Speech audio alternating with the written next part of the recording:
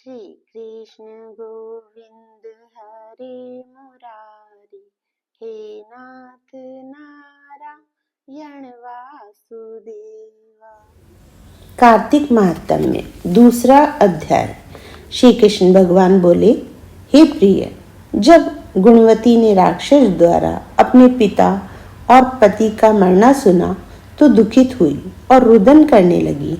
हे स्वामी, हे पिता, आप मुझे छोड़कर कहाँ चले गए? मैं आपके बिना क्या करूं? अब मेरे भोजन वस्त्र का प्रबंध कौन करेगा? अब मैं किसकी शरण लूं? मैं विधवा हो गई हूँ।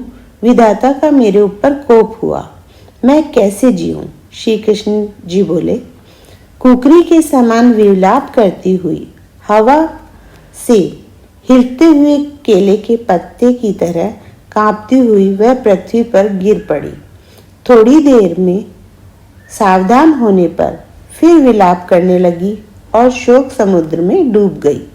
उस गुणवती ने घर की सब वस्तुएं बेचकर यथाविधि से अपने पति की पारलौकिक क्रिया की और उसी नगरी में विष्णु भगवान की भक्ति में तत्पर होकर इंद्रियों को वश में कर शांति से रहने लगी और मरण तक एकादशी और कार्तिक मास के व्रत आदि करती रही।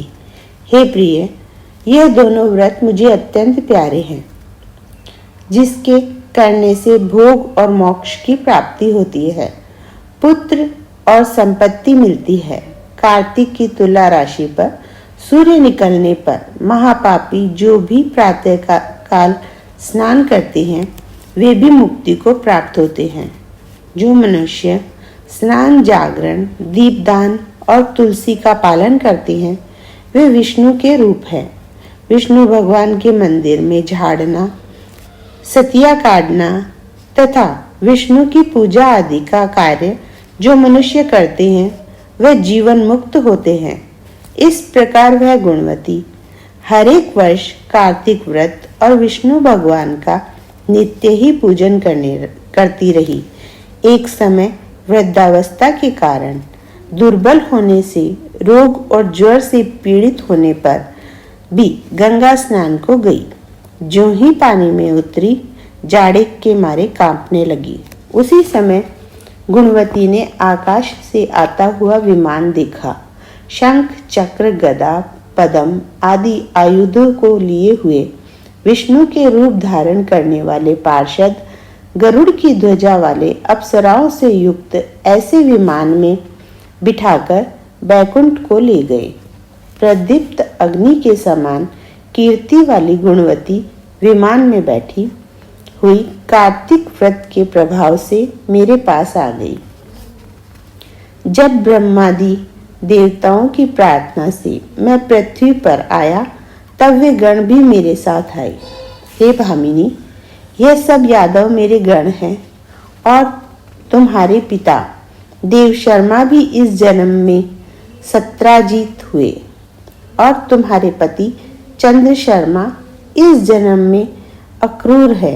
और हे देवी, तुम वही गुणवती हो जो कार्तिक के स्नान के प्रभाव से मेरे लिए अत्यंत प्रिय हो। तुमने तो मेरे मन मंदिर के सामने तुलसी का बगीचा लगाया, उसी से यह कल्प वृक्ष तुम्हारे आंगन में है। कार्तिक में जो पहले तुमने दीपदान किए हैं उसी फल से तुम्हारी सुंदर देह और घर में लक्ष्मी देवी का निवास है। जो संपूर्ण व्रतादिक पति स्वरूप भगवान को अर्पण किए थे, इसलिए तुम मेरी पत्नी बनी हो। और तुमने जन्म मृत्यु तक जो कार्तिक व्रत उपवास किए हैं, इससे तुम्हारा वियोग मुझसे कदापि नहीं होता। इसी प्रकार कार्तिक में व्रत करने वाले तुम्हारे समान मेरे प्रिय होंगे।